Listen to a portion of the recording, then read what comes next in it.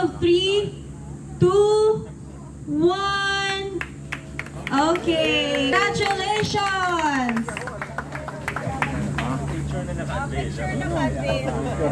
Picture daw po na naka-unveil.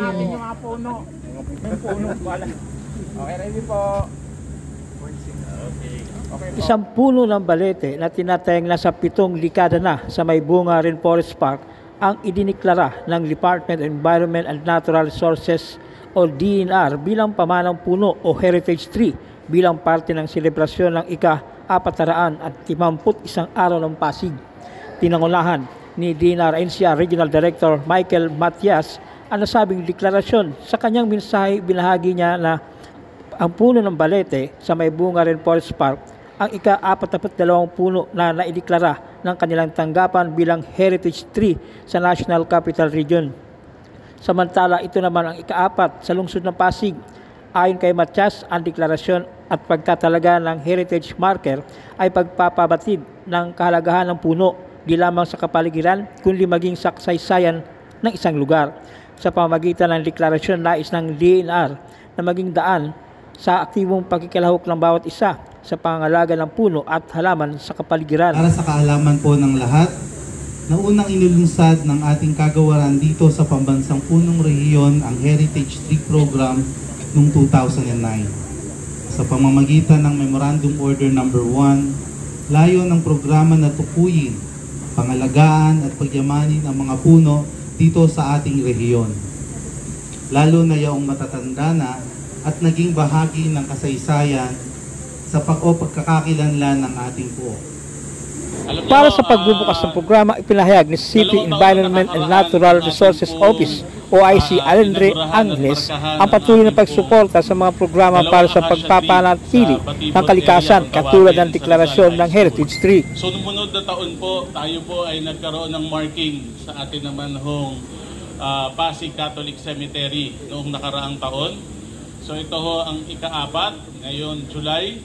So taon-taon ho halos mula noong July 2022 ay ginagawa na ho nating bahagi ang pagmamarka ng Heritage Tree. Alam niyo naman po ang ating pagmamalasakit at pagpapahalaga sa mga yamang kalikasan ng ating lungsod ay patuloy po nating pinahahalagahan ito sa pamamagitan ho ng paggawa ng mga iba't ibang Memorandum of Agreement sa ating national government para patuloy na protektahan. Bilang parte ng programa, nagbahagi ang dalawa sa matagal na nagtatrabaho sa may bunga Rainforest Park na sina Kuya Nonoy at Kuya Eddie para patutuhanan ang deklarasyon at makapagbahagi rin ng naging karanasan nila sa nasabing puno ng balete. Naibahagi nila na ang katatagan ng puno na sa kabila ng maraming bagyo ng nagdaan, ni walang pinsala itong natamo kahit na mabalian ng sanga. Si Pare Eddie. Good morning sa inyo lahat. Ikukwento ko lang naman yung karanasan ko rito at saka yung mga nakita ko. Bahala na kayo yung hindi maniwala, basta ako kinukwento ko rin. Pumasok ako rito 1989 o 1998 pala. Nang pumunta ako rito, ito yung puno, malaki na to. Tapos, maraming bagyo ang dumaan. Ang pinagtataka ko lang ito. Maraming bagyo na dumaan. Kahit sa nga hindi man lang nababalian to. Di ba parang kababalaghan na rin eh. Maraming bagyo. Ang ano noon, yung Habagat, 2007, halos ang daming puno na natumba rito. Pero ito kahit sa nga, walang nabalian. Walang nabalian sa nga. Inaano nga ako nila magputol dito noon. Sabi ko, ay, paubaya ko nila sa inyo, tayo magputol. Hindi talaga ako nagputol eh. Tapos, pero nakakaro naman nito na dahil sa akin lang, sa mga magulang ko, ang sabi sa akin, promisbito tayo na hindi na yung tao. May nakatira sa mundo na hindi katulad sa atin. Irespeto natin yan, sila. Gumalang tayo. Yan ang tinatandaan ko ng sabi ng mga magulang ko. Tama nga naman, sabi ko, hindi lang tayo ang nakatira sa mundo, yung hindi natin nakikita, promisbito tayo. Yung tamang oras na pagtrabaho, iyon lang ang pagtatrabaho natin. May oras ng pagtrabaho, may oras ng pagpahinga. Nang 2000, napansin ko rito, 2017 o 2016, nandito si Julius noon. ang pasok namin, ginawa kaming broking time, alas 4 hanggang alas 9 ng gabi. Ikinukwento ko lang naman yung nasaksihan ko talaga rito. Sabi nga nila, ikwento pa yung iba. Basta ang makikwento ko lang yung nasaksihan ko. Nang 2017 noon, panggabi kami, alas 5 pa lang ang mga tao rito, pinaalis na. Nandun kami sa flower field. Tapos yung utos sa amin, pag wala ng tao, yung CR, titingnan namin, lilinisin namin para pag magbukas ng umaga malinis. Punta ako doon. Tapos, marumi ang CR. Alam ko naman, may tao pa sa swimming pool. Pumunta ako rito. Sabi ko, lilinisin ko muna yung CR. Hihingi ako ng chlorine. Diyan ako dumaan eh. Pagdaan ko dyan, may napansin akong tao.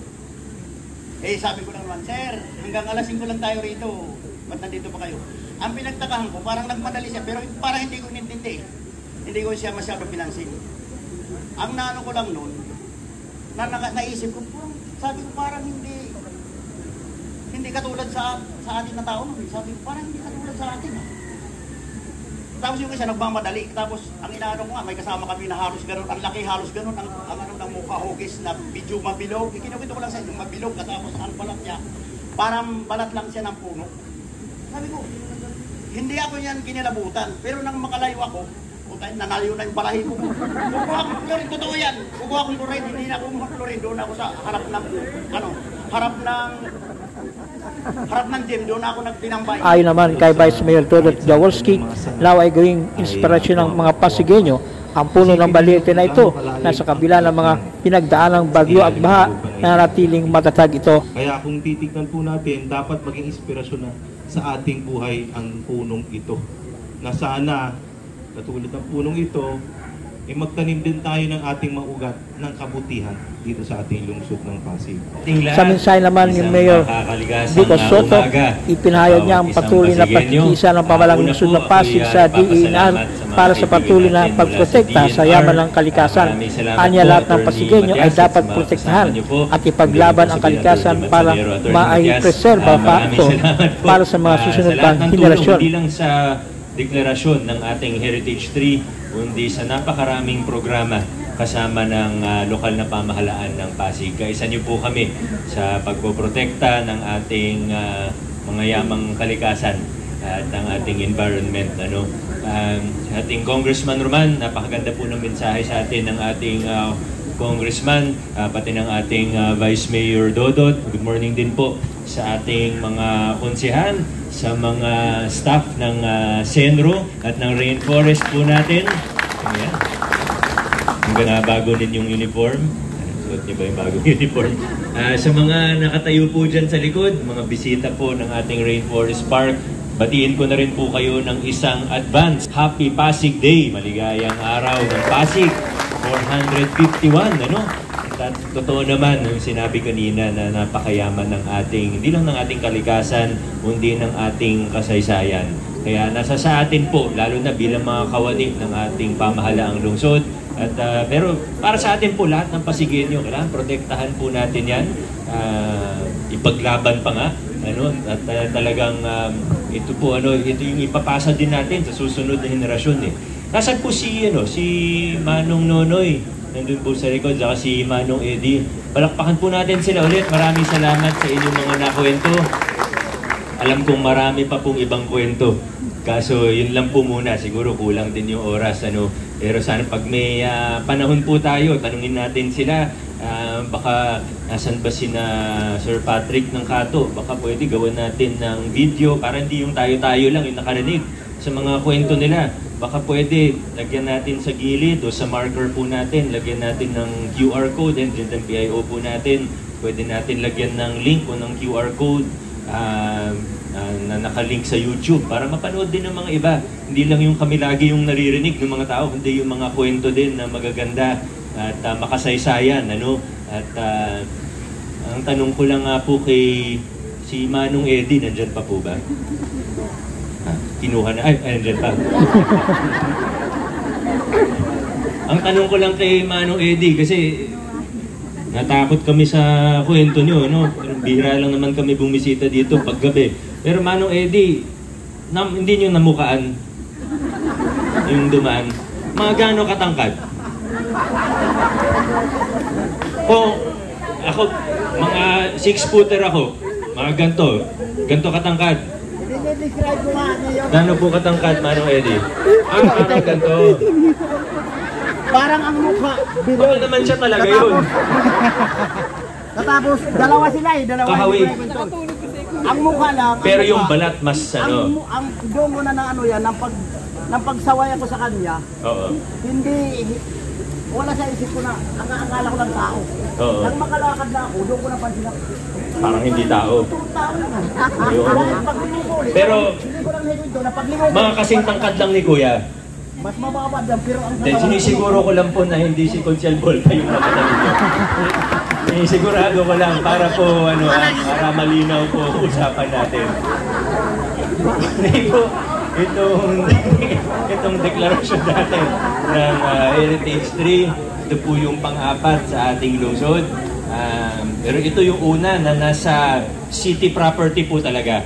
Kung tutuusin, ang Rizal High School, nasa city property din po yan, pag-aari po ng LGU. Pero yung talagang nasa loob ng isang pasilidad ng ating lokal na pama, ito po yung una. So, dalawa po sa Rizal High School, dalawa yun dun. Isa sa Pasig Catholic Cemetery na talagang makasaysayan din naman po talaga. At ito po yung pang-apat. At sigurado po ako na sa susunod ay marami pa pong iba. Heritage 3 at pati mga heritage sites po natin.